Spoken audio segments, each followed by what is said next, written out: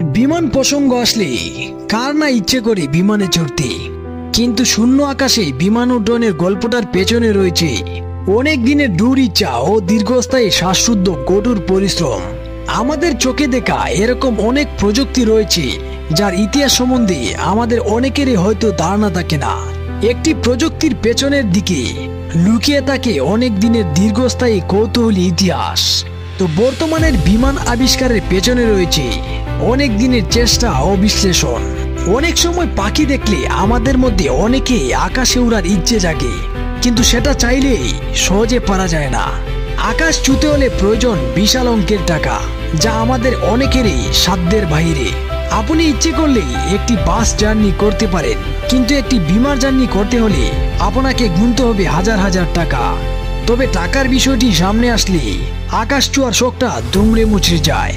তো বন্ধুরা, আজকের ভিডিওতে বিমান আবিষ্কারের কিছু কৌতূহলী ইতিহাস ও বিভিন্ন সময়ে এবং বিভিন্ন মানুষের চেষ্টার ধাপগুলোর কিছু বিস্তারিত আলোচনার চেষ্টা করব।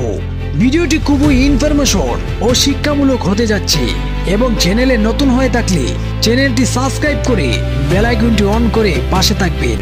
এতে করে আমার প্রত্যেকটি ভিডিওর নোটিফিকেশন সবার আগে আপনার কাছে পৌঁছে যাবে, এবং ভিডিওটি স্কিপ না করে মনোযোগ সহকারে দেখার চেষ্টা করবেন। সর্বপ্রথম আকাশে উড়ার রহস্য উন্মোচন করেন মুসলিম প্রাকৃতিক বিশুদ্ধ বিজ্ঞানী ইবনে ফিরনাস।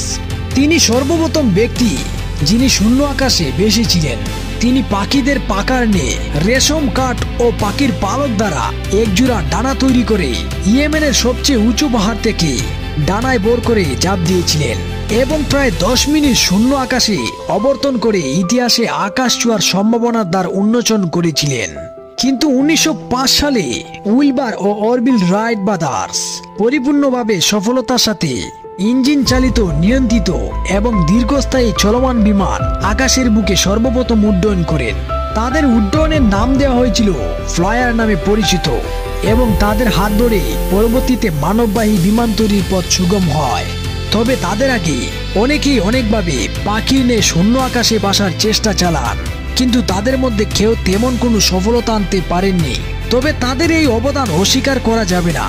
তাদের এই কৌতূহলী চেষ্টার ফলে আজকের আধুনিক যাত্রীবাহী বিমান সেবাটি চালু সম্ভব হয়েছে।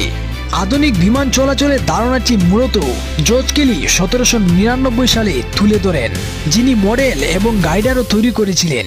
মানববাহী বিমান চলাচলে জার্মান অগ্রদূত অটো মিলিয়েনথাল 1890 এর দশকে অনেক গাইডার উড়ান সম্পন্ন করেন, যা পরবর্তীতে রাইট ভাইদের অনুপ্রাণিত করে এবং পরিপূর্ণ যাত্রীবাহী বিমান উড্ডয়ন করেন।